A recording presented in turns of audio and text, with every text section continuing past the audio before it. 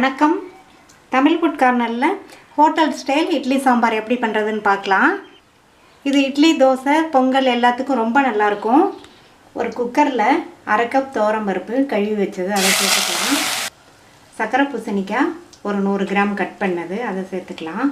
இந்த மாதிரி சக்கரை பூசணிக்காவை பருப்போடவே சேர்த்து வேக வச்சோம்னா சாம்பார் நல்லா திக்னஸாகவும் இருக்கும். அதே சமயம் ரொம்ப ஹோட்டல் சாம்பார் மாதிரி டேஸ்ட்டாகவும் இருக்கும்.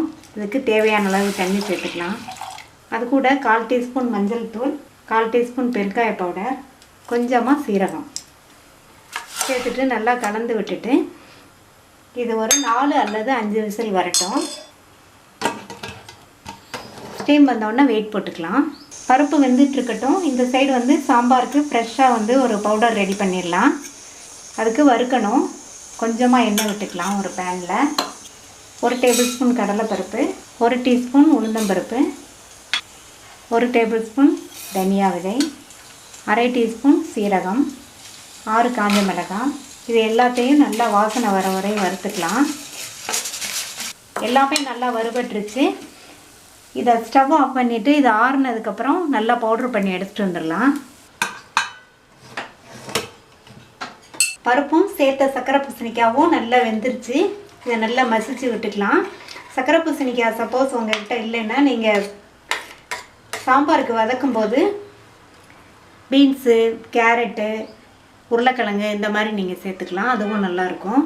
சாம்பாரை வச்சிடலாம். 1 டேபிள் ஸ்பூன் எண்ணெய் விட்டு சூடானதும் 1/2 டீஸ்பூன் கடுகு பொரிய ஆரம்பிச்சிருச்சு. 1/4 டீஸ்பூன்லேயும் கம்மியாக சேர்த்தா போதும். வெந்தயம், 2 காஞ்ச மிளகாய், கருவேப்பிலை, ஒரு 10-12 சின்ன வெங்காயம் கட் பண்ணது.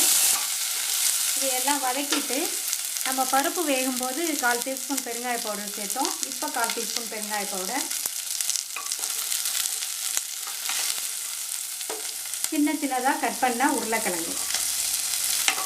இது எல்லாமே நல்லா வதங்கட்டும்.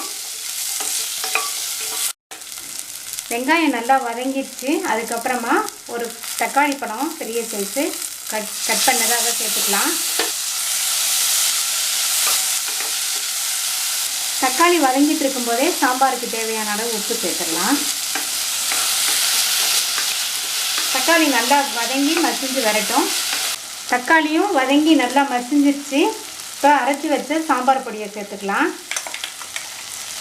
இந்த சாம்பார் பொடி தான் இந்த சாம்பாருக்கு ரொம்ப வாசனை கொடுக்கும். சேர்த்ததுக்கப்புறமா இதை நல்லா வதக்கி விட்டுடலாம். ஒரு 2 நிமிஷம் வதக்கினா போதும். அடுத்து மசிச்சு வச்ச பருப்பை சேர்த்துக்கலாம். சேர்த்து விட்டுட்டு இதை நல்லா கலந்து விட்டுடலாம். கலந்ததுக்கப்புறம் ஒரு பெரிய நெல்லிக்காய் சைஸ் அளவு புளி அதை கரைச்சி வச்சுருக்கேன். அதை சேர்த்துக்கலாம். நீங்கள் இந்த புளி கரைசல் உங்கள் புளிப்புக்கு தகுந்தபடி சேர்த்துக்கங்க. கலந்து விட்டுட்டு தேவையான அளவு தண்ணி சேர்த்துக்கலாம். தேவையான அளவு தண்ணி சேர்த்துட்டு நல்லா கலந்து விட்டுட்டு ஒரு 5 நிமிஷம் மூடி போட்டு கொதிக்கட்டும். 5 நிமிஷமாக சாம்பார் கொதிச்சிட்ருக்கு. நல்லா சூப்பராக கமகமன் வாசனை வந்துட்டுருக்கு. கடைசியாக கொத்தமல்லி தழை சேர்த்துக்கலாம்.